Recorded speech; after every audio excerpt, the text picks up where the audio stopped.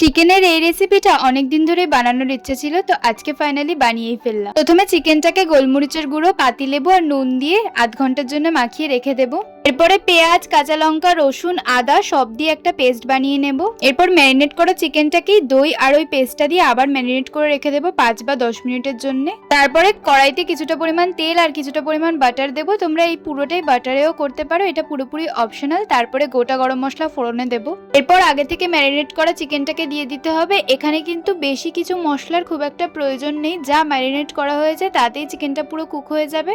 এরপরে স্বাদ মতো নুন আর কালারের জন্য অল্প একটু হলুদ গুঁড়ো দিয়ে দেবো। তারপরে ভালো করে চিকেনটাকে কষাতে হবে। আর আমি একটু ধনে গুঁড়ো দিয়েছিলাম, তোমরা যদি না চাও নাও দিতে পারো।